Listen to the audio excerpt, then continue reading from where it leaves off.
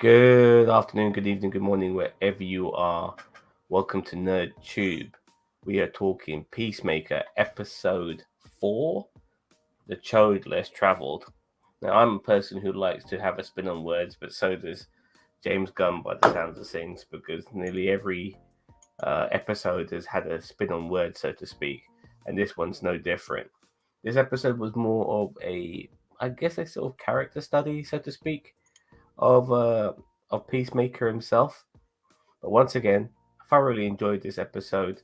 We had a bit more screen time for other characters too, who had a chance to shine. And this, for me, so far, been one of my favorite shows regarding superheroes in a long time. I'm enjoying it. It's giving me jokes. I'm enjoying the performances. I'm enjoying the intrigue, the twists and turns, and there was even a moment of seriousness capping off the end of this particular episode. But before we continue, let me introduce you to my co-host, cousin Cheeto. How you doing? Hanging in there, as always. Wonderful. So, what did you think of this episode before we start talking about it? I thought it was good. I agree with you that it was a lot of a character study on like a lot of the characters and stuff like that. I thought they did a really good job at kind of balancing some things in this episode that kind of were missing in the first couple episodes.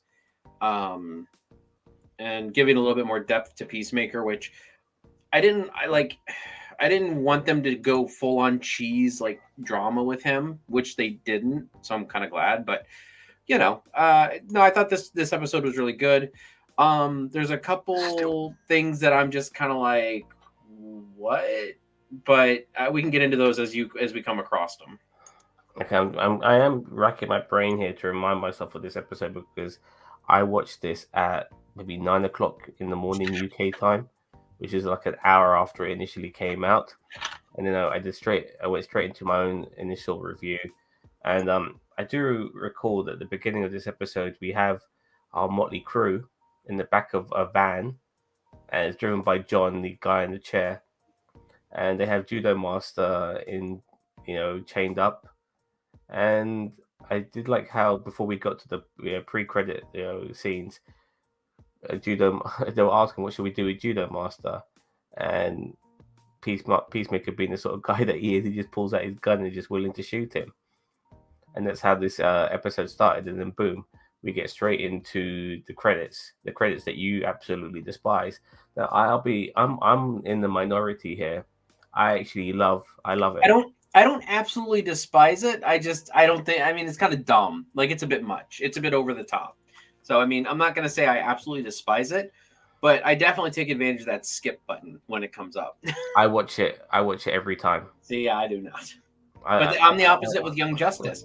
I watch the Young Justice intro every time it comes on, even though that skip button comes on. So I understand where you're coming from. I'm just saying, like, yeah, I hit that skip button every single time.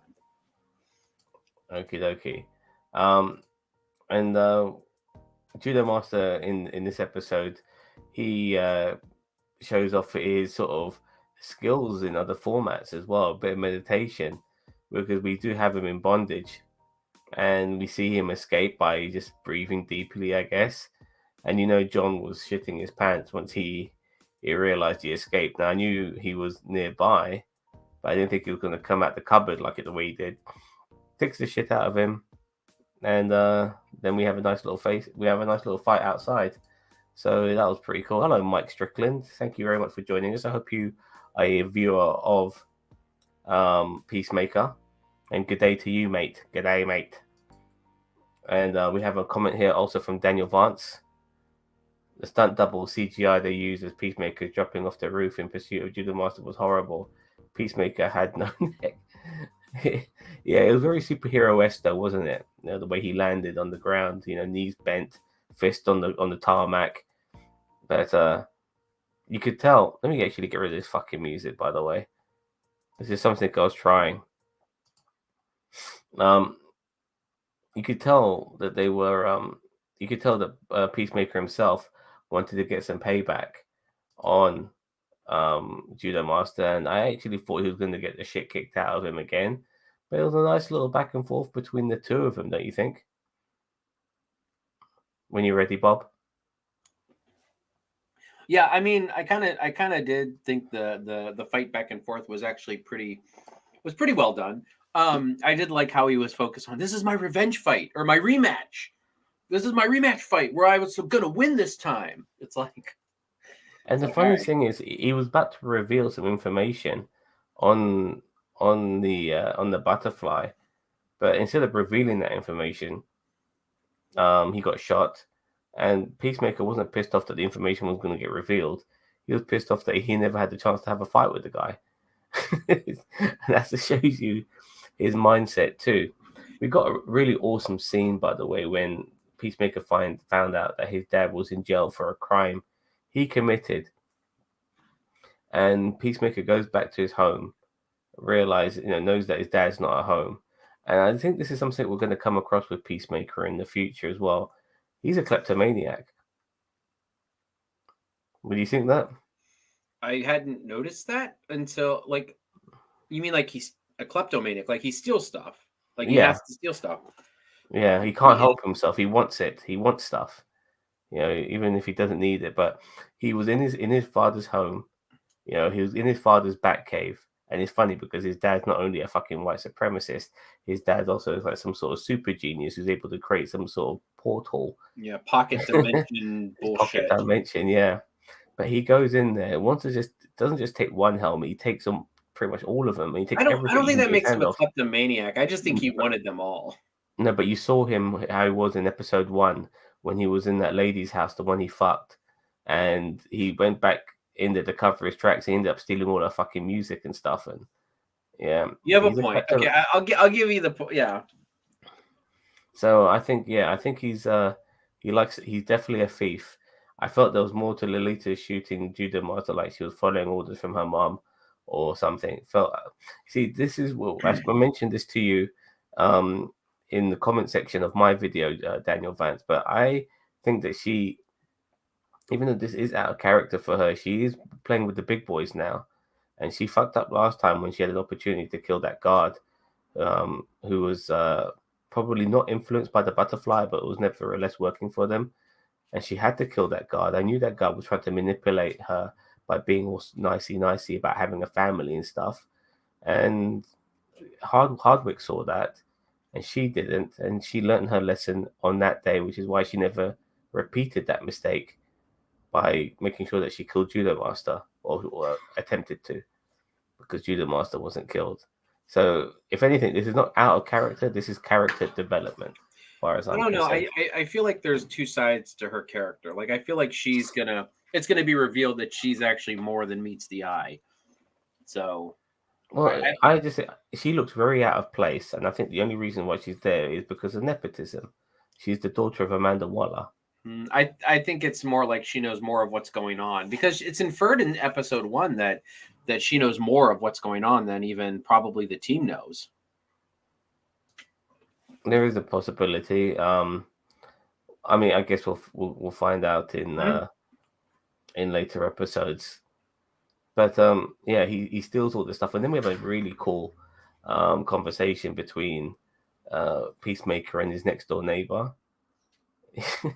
And this is so true. And I want to really have a debate about this, but as well regarding what an anti-hero is and what a hero is, because some people think that because you're dark and broody and a little bit moody and you don't fucking have a smile on your face at ear to ear, and you don't kill villains, that makes you a hero. And if you're a killer of villains, that makes you an anti-hero. And I totally disagree.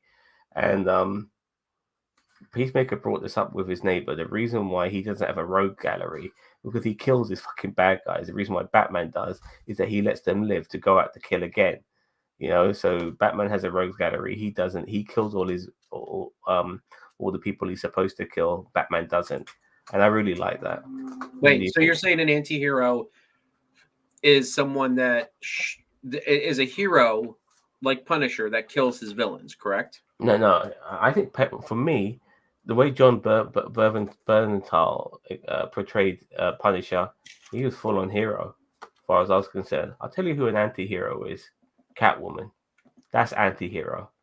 You know, there is somebody who kind of is more on the side of doing the right thing, That's but more of an still does the right. anti-villain. Like she's very selfish, but she's not like out to hurt people. Look, the term anti-hero, people forget that it's anti-hero. You know what I mean? Not, like a so-so hero. It's anti-hero. So I think people are using the term incorrectly. And I put someone like Catwoman more on that particular type. And because she's changed over the years. She was a villain, and now she's definitely become an anti-hero. And that's probably one of the few villains turned anti-hero that I don't mind too much. I hate the fact that they're turning popular villains into anti-heroes, but we can talk about that another day. But nevertheless, I like the way Peacemaker put that guy in his place by saying, I kill I kill my villains. I don't let them rot in Arkham just to come back out again to cause more havoc. What do you think of that? I'm still trying to wrap my mind around what you're saying. Like, okay, we're not getting into that now. I like your idea about doing a debate, but anyway, I thought that part was really funny when he's sitting there arguing with the neighbor about the Batman, like about Batman and his rogue gallery and stuff. And he's not wrong. Like Peacemaker is actually right. He's like that's why I don't have a rogues gallery, because I kill the motherfuckers. Like, I mean, he's not wrong. Like, like I really like this so scene. I true. thought it was great.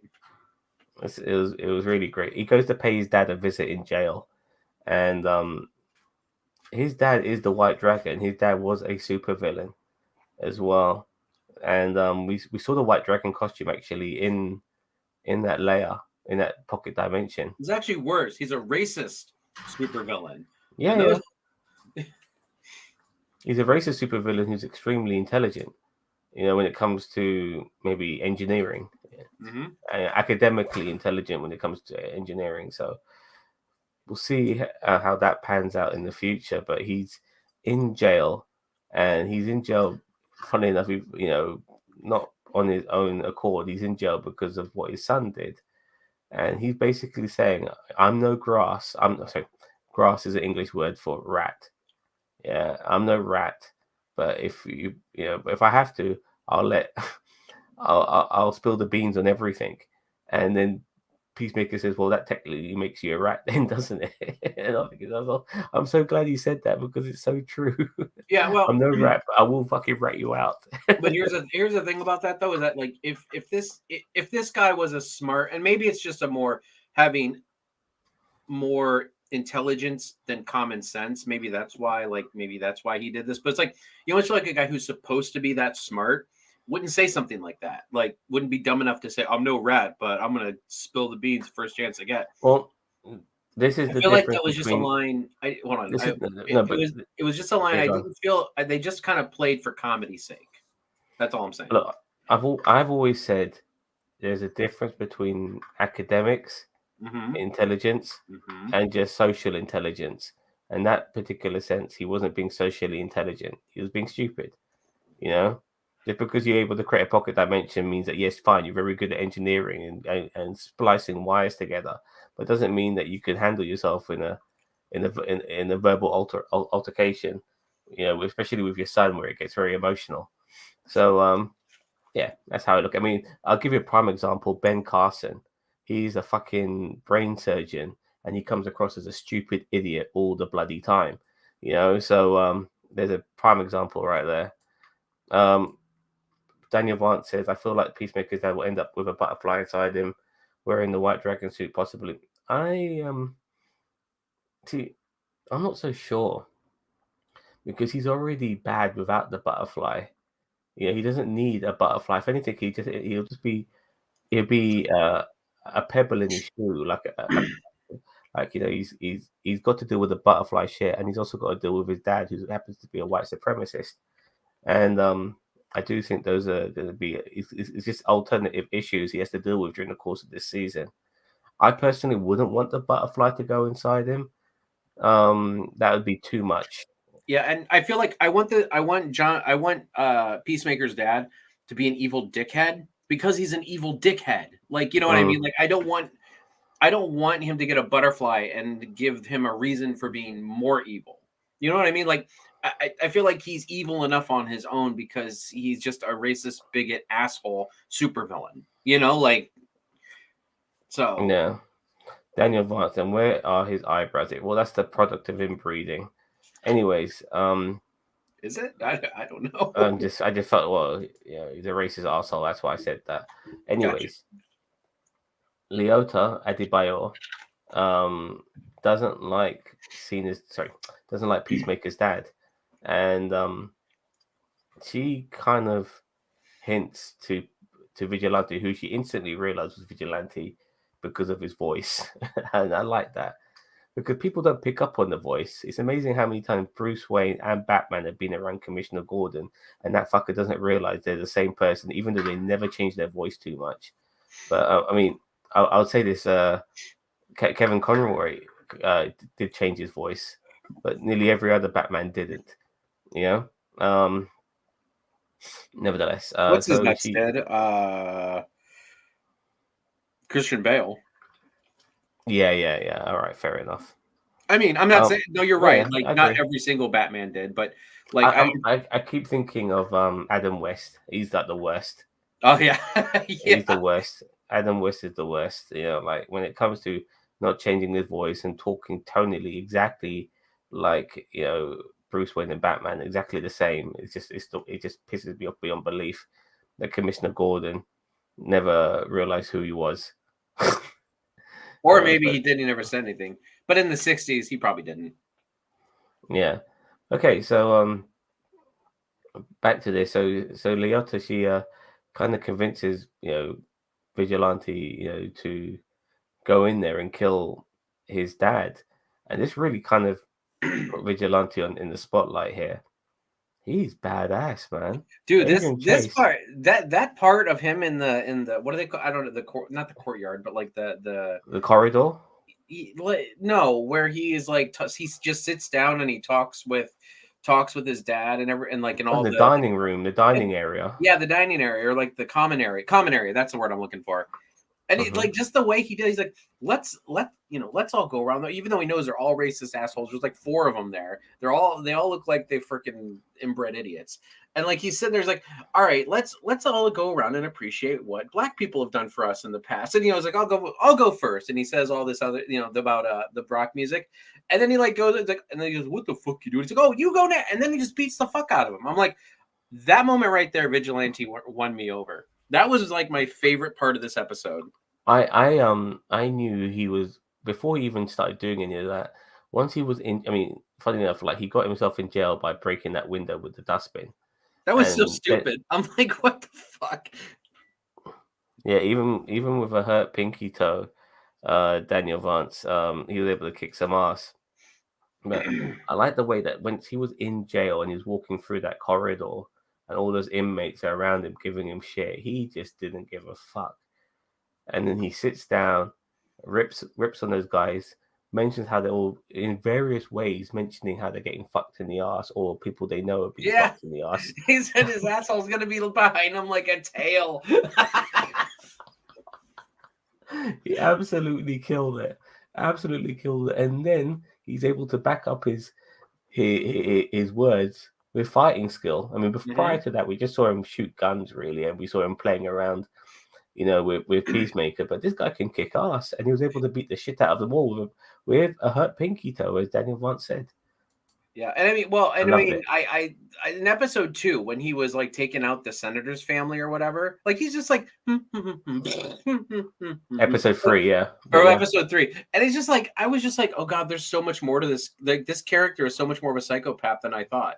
Like, why is Vigilante not the one that the team is focusing on? That's why I think they took him along. They're like, wait a minute, they gave us Peacemaker is supposed to be a psychopath, Vigilante. No, this guy is our guy. Like this guy is the one who's going to be doing the dirty work. Well, I like the fact that when I don't know, I think it was Leota and before he had his confrontation with Judo Master, Leota and Peacemaker are in the car together, and Peacemaker's talking about how crazy Vigilante is, but Peacemaker's fucking crazy himself, which I found absolutely hilarious.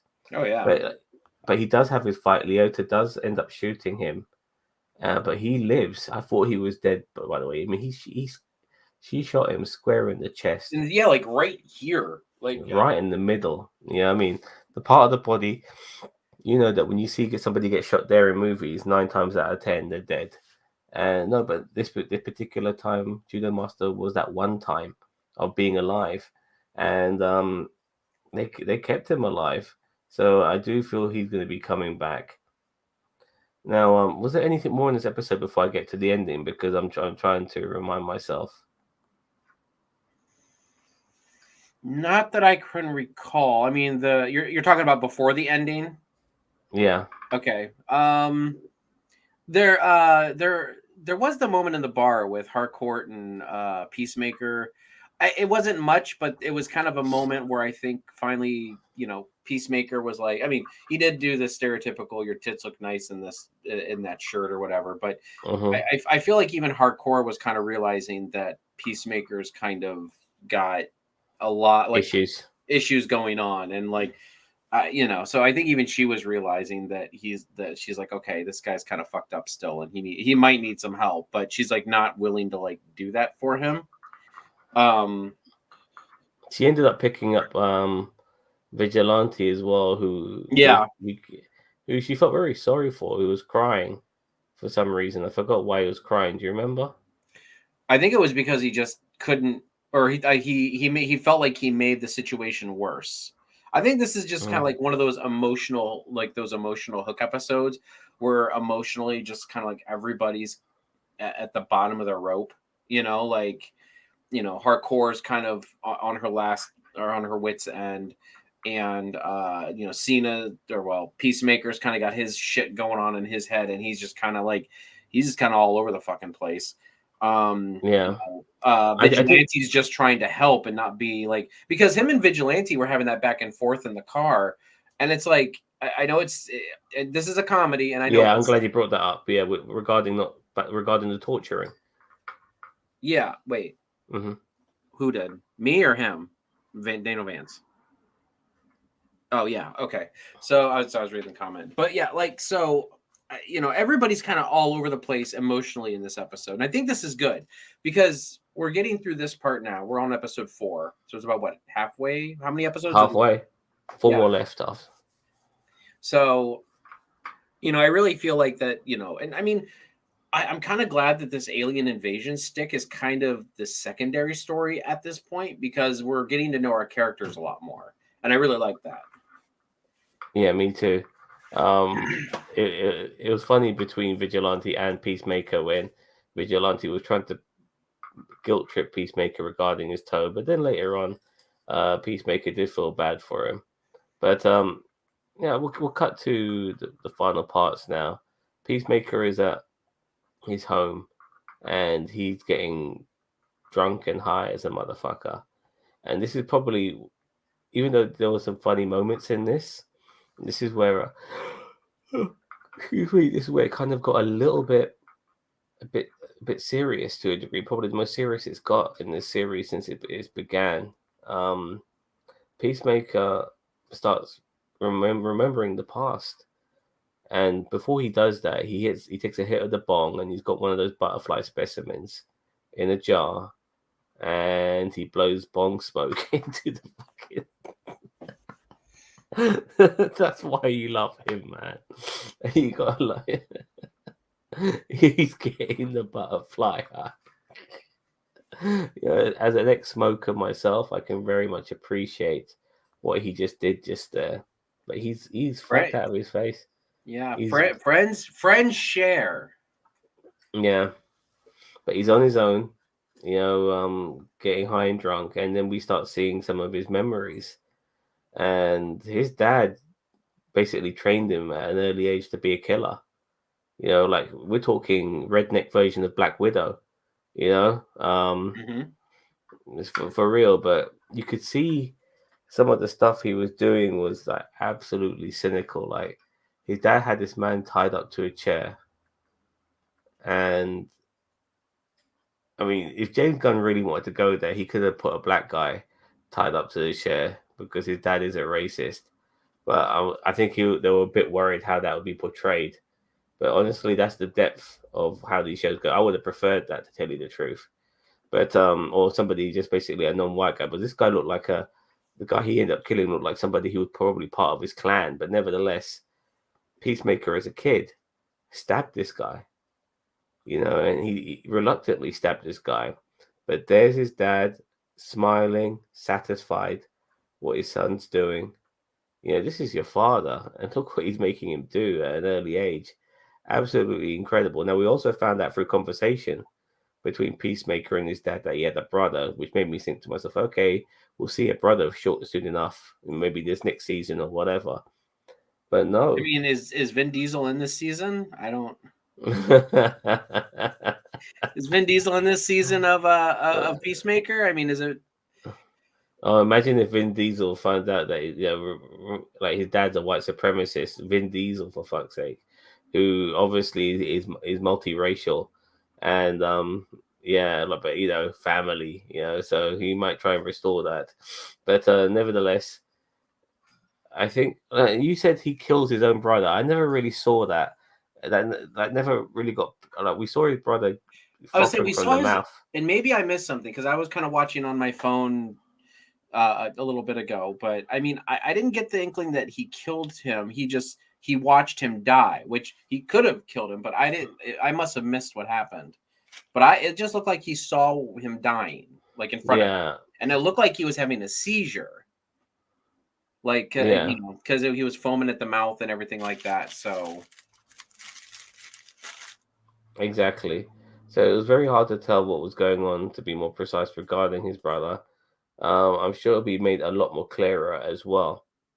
And also, did you understand the clues Adebayor had regarding those pamphlets and all that shit? Without, I was trying to understand it. Adebayor said she had a clue. She was looking through some stuff, and she had these sort of tickets, and they matched. These two things matched, and then she rings up Clemens.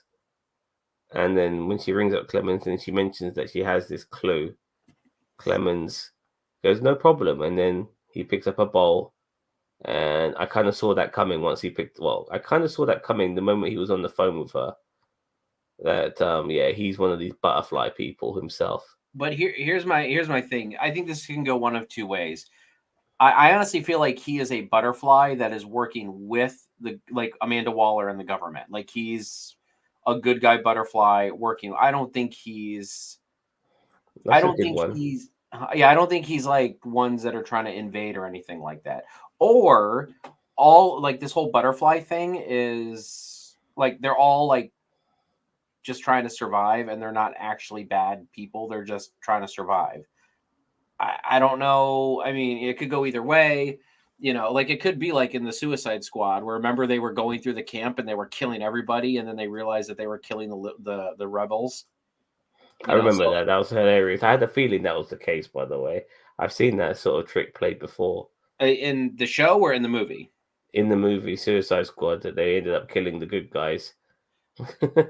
But yeah, so either that or I feel like maybe the there's either two sides of like there's two different factions of the butterflies that are going against one another, and one side is working with the government and the other side's working with I don't know, like foreign governments, who knows. But yeah, so I can, or it's just like he's a mole, but I feel like if he's a mole, it's just they're not playing it well in my opinion. Well, this particular character of Clemens, he's been created for the show. He's not somebody who's been in the comic books in the past. And I think same with Adebayor as well. So he could be, expendable, so to speak. And he could, I mean, I do agree. I've heard a couple of theories regarding Amanda Waller, knowing that he is a butterfly dude, that he could be on our side, or he could be on. I mean, the butterfly itself, because the butterflies. I'm not sure if there's some sort of hive mind or anything. I don't even know where the fuck they come from as well, which will have to be answered soon enough. But he could be a rogue butterfly working for the humans, or he could be all this time that he's working for them. And we saw that there was many butterflies all over the world. Um, I guess we'll find out soon enough. But that was a decent cliffhanger to end it on, for sure. Mm-hmm. So I mean, so I guess, yeah. I, I'm really liking this show. I kind of feel like this is the you're gonna hate me for saying this. I feel like this is kind of like The Boys done right. Like, like that dark, gritty, mature audience type of television show that, as I said, I mean, I've always thought that The Boys was done well. I hate the fact that it's Dark Justice League. And I know you cringe every time I say that, but that's what it is to me. But I always thought I The don't look Boys at them as nice. Dark Justice. I want to go back to this. Dark Justice League are not bought Okay, employees of a then how about I corporation. meet you halfway and call it Corporate Justice League? Yeah, fair enough. And that's So kind of unique. yeah, so Corporate Justice League. Okay, so but like this is something more that's kind of like, okay, this is very adult oriented. It's not afraid to get silly, but it's not afraid to go there. You know what I mean? Like, and that's what I like about it. And that's what's so good about The Boys is it goes there. It fucking goes there. And I mean, that's what I appreciate about Peacemaker. So, as I said, I'm really liking the show. I know that I the want. cheeseball intro has very James Gunn bullshit written all over it, but just skip it and just take the show for what it's worth. Look, I want to. I disagree with you about saying the boys done right. I just think that there is a lot of room for adult content when it comes to superheroes and this particular genre, I more agree than with just the you. boys and more than just DC. So I just want Mhm. more of this I want because more of this. I want some of this in the MCU. The Disney just needs to get their fucking head out of their ass and just start an 18 plus section. I mean, I'm sorry, like you can't pander to everybody. well, they're trying to. I mean, look at the Joker, what they've made out of Book of Boba Fett, and people are upset. You know, you're talking about gangsters and criminal Hmm. organizations, and you fucking mollycoddling and made it all Disneyfied. You've turned Buddy Kingpin into a giant teddy bear. Yeah, Um, a strong teddy bear, but still a teddy bear. Like he ain't. yeah, Man, he should have fucking like broke Haley Steinfeld's arm. Kate Bishop's arm and like held her hostage against her mom. Like, yeah, like killed her. Planned to kill. You know, instead of targeting the mum, kill her in front of the mum because he's sadistic like that. That's the sort of thing he would do. hmm You know, he's mentally unstable. He's absolutely crazy, and he's also very vindictive as well, and very sinister, and very intelligent. All of these things, all these terrible things, all rolled into one with the intelligence. But anyway, we're going yeah, um Tangent on Station. tangent station. But at the same time, you know, like there's so much room for this sort of content. You know, adults have grown up watching superhero content since we were kids, and we want to see more stuff made for us. You know, I have no problems with stuff made for kids. I really don't. You But know, yeah, but quit trying to pander everything to everyone. Like yeah, kid, you want to do kid stuff. I'm okay. I'm not going to watch all of it, and if some of it, if it's good, but like give us our, as I said, like the MCU. It's like, I'm sorry, like give us the adult oriented stuff. Blade could be adult oriented. Uh, I mean, Deadpool's definitely going to be adult oriented. I mean, they has just to need to. be. Yeah, I mean, even Venom. Like, I'll admit that Venom, for me, I know that a lot of people disagree with me. I'll admit that Venom still worked out pretty well and still not being rated R. That doesn't mean it's going to be the case for everything. Not everything is going to work out in PG-13 land. Yeah, I agree. And this is like I said, this is what concerns me. Now we've already seen Disney, Disney Disneyfied Kingpin. God knows what I mean. Like the idea of Blade being Disneyfied, it rocks me to my bloody core. And I'm no fan of Mahershala Ali being Blade, considering he's not a martial artist. But we've already spoken about this in the past. Venom was not near dark enough for my taste of character. Yeah, they played it more for jokes. And You as I know, said, I enjoyed it. I'm not going to say that it was great and it's amazing and everyone should love it, but I did enjoy it. So it's weird. I know. I admit, if it's not your cup of tea, you have every right not to like it because you are correct. Venom is a much darker and sinister and gruesome character. I mean, the way they nerfed Carnage in the second movie, I felt like they nerfed Carnage. Like they didn't do him justice. But I like Tom Hardy's Venom. I do. So anyway, back on track. Yeah. So yeah, we want more adult orientated content in the future. We'll definitely get that with DC. Oh, Yeah, absolutely. Titans is adult orientated. That's not for kids. Oh no, Yeah. there's titties and all Yeah, but and the funny thing is with Titans, it you could just eliminate the swear words and it would still be it would be a kid show. You know what I no, mean? there's actual boobs and shit in there. All right, but you know what I mean. Like get rid of some cleavage. You know, get rid of some titties. Get rid of the swearing. Like sometimes like No, it does. they've had like Beast Boy basically mauled a person to death, and you saw it on screen. Yeah, I guess. So I don't yeah, know. There's times where it does feel CW-ish. You know what I mean? I'll give you that. There are times that it does feel that way, but I do feel like that there are times that they do actually go there, like where they go further than like a CW show or even a PG-13 movie.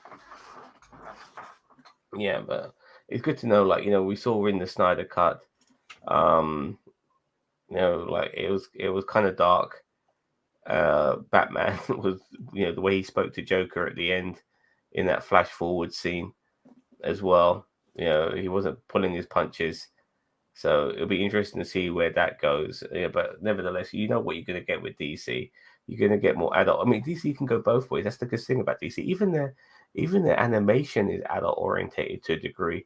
Like you have Bruce Wayne having dreams of threesomes and shit, and, and stuff like that. Yeah, You Harley know, Quinn. Even Young Justice has kind of moved. Like it's not it's not like Peacemaker level of adult of mature audience, but it's definitely like there's a lot more blood. There's swearing in it now, and I mean for a show that was originally geared towards like young adult, like teenagers. I mean the show is definitely grown up with its audience. yeah. I was about to say that, like they knew that it was only ever going to appeal to the people who watched it, what, 10 years ago? 10 years ago. So, Actually, me and my daughter are watching it. I'm kind of stepping out on a ledge here and letting her watch season 4, which, as I said, they're not doing like boobs and dicks and stuff like that, but they're still doing like the adult themes. They're doing drug themes in it. Like there's actually a drug theme in this hmm, season. There's also a like blood and gore. And as I said, for it's a 12-year-old daughter. She really likes the show. Like even like season 1, 2, and 3, she really likes it. So I'm like, yeah. okay. Season 4 is a bit more adult oriented. And I explained that to her and I said, look, like I said, look, I know you like the show and I want you to like it. But I just said, they kind of go the way. So I mean, it's like, but that's what you have to do. You have to sit down with your kids and talk with them and make sure they're mature enough to handle these things.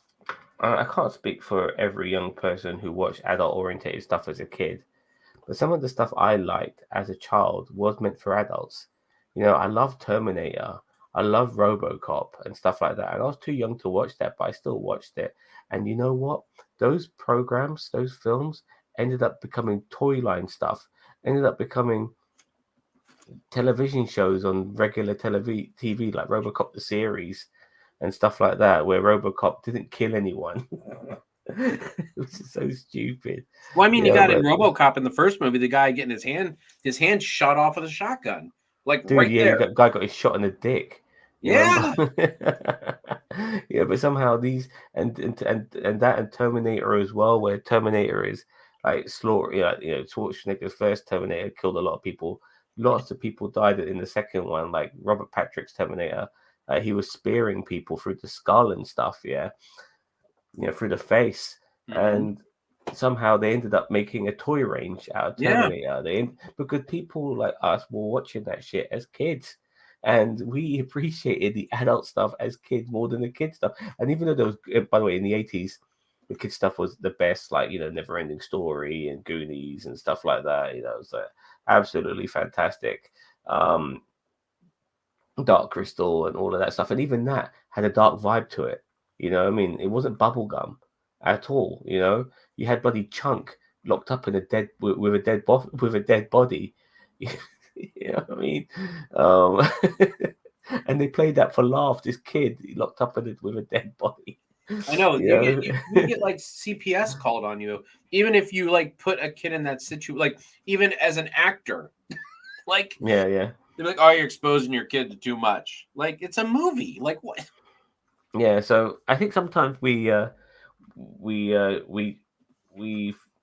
we we underestimate what kids are capable of watching, and it just makes things a bit more. If people, there's stuff I don't like watching anymore. Like I'm not into slasher movies anymore. I just fed up with seeing people getting slaughtered all the time. You know what I mean? It's, well, yeah, it's just not for me. Yeah, Um, I cannot watch slasher movies. My problem is I put myself in their situation. Like, what would it be like if I got my arm cut off, my leg cut off, my whole body ground like in a grinder and like a wood chipper? Like, what would my last moments feel like? You know what I mean? Like, I can't do it. I just don't want to do it. like you watch something like the Scream movies, you think to yourself, oh, okay, all of you guys are dead except for Nev Campbell. You know what I mean? That's how it usually is. Oh, you're the virgin, you're going to probably live. You know what I mean? Because slasher movies love fucking killing people who are having sex and having a good time and still not really being too much of a menace to society, but nevertheless will kill you all. So it's like, oh fuck this, I'm just bored of it, man. I mean, it just doesn't appeal to me anymore. And stuff like that. But yeah, so it doesn't matter whether you're an adult or a kid. There's some stuff that you can watch and some stuff you can't. So, anyways, I think we're going on too much of a tangent here. Nevertheless, a good episode of Peacemaker. I will give this an 8 out of 10. How about yourself? 8 out of 10 as well. Looking forward to next week.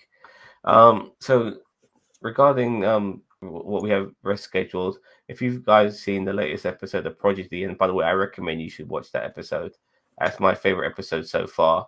It's like when you watch Star Trek, you've got different types of episodes. Some of them are diplomacy episodes, some of them are discovery episodes, some of them are understanding an alien culture episode and stuff like that.